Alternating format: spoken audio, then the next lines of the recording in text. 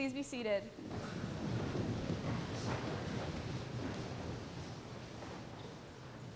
I would like to start off my chapel speech by giving you all two definitions.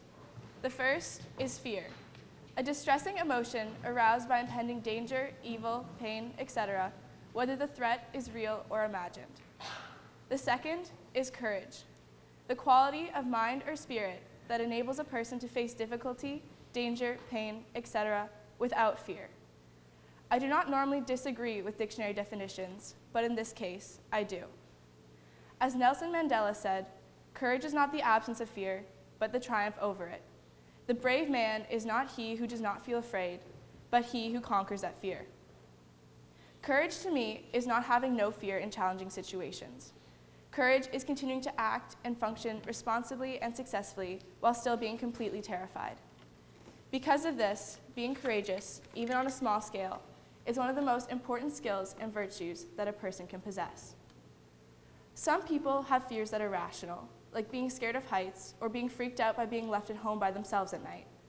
Others have fears that are less rational, such as being terrified by little spiders or having anxiety about public speaking. I fall into the second category. Give me the biggest roller coaster, the ugliest spider, make me spend the night by myself at home, and I'll be fine.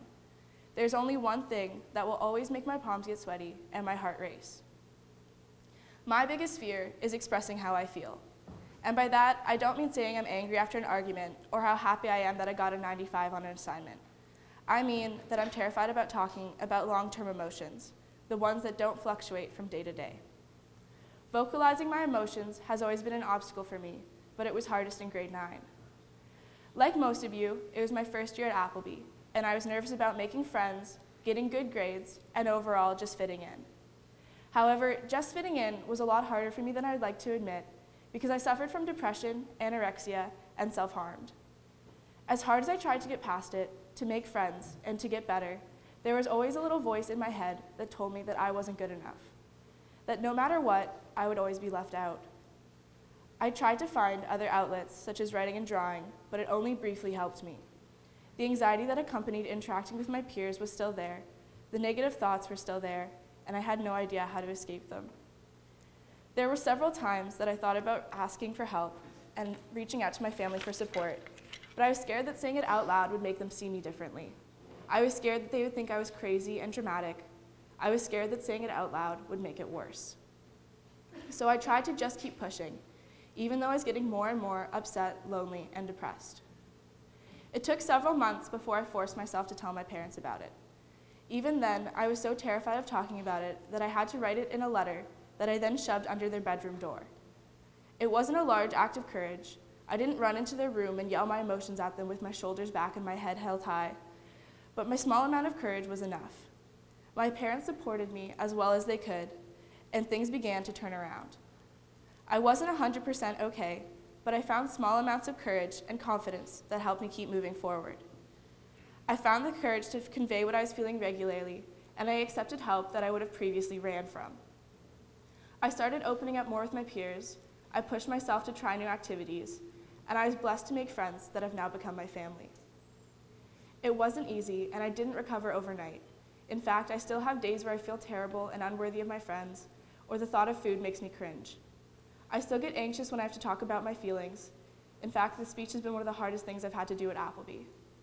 But over the past 3 years, I've forced myself to find courage and talk to my friends and family when I feel upset. I've allowed my fears to have an impact on my actions for too long to allow them to hold me back anymore. Since grade 9, I've learned to push through my fears in order to achieve my goals and be happier. Saying being terrified is awful is an understatement, but forfeiting your dreams because of that fear is even more awful. Had I not had the courage to push that envelope under my parents' door 3 years ago, I don't know where I would be right now. What I do know is that I wouldn't have my fantastic friends, I wouldn't have a good relationship with my family, and I wouldn't have enjoyed my time at this amazing school as much as I have. My small act of courage made all the difference. It gave me more opportunities than I could have ever imagined, and because of it, I'm a better person. It is important to remember that sometimes the smallest acts make the largest impact. Being courageous doesn't necessarily mean skydiving despite your fear of heights.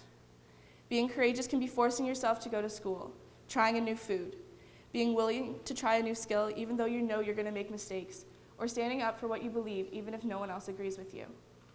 You are the only one who knows your limit, and you are the only one who can push yourself past it. Trust me, the outcome is worth it. Every one of you has your own fears. Every one of you has different situations in which you need to act courageously. My challenge is you meet your fears head on and follow through with your actions, even if you're terrified, even if there's a voice inside your head saying that you can't do it. My challenge to you is to be courageous. Go big, don't go home. Thank you. Please rise and join me in singing hymn 460.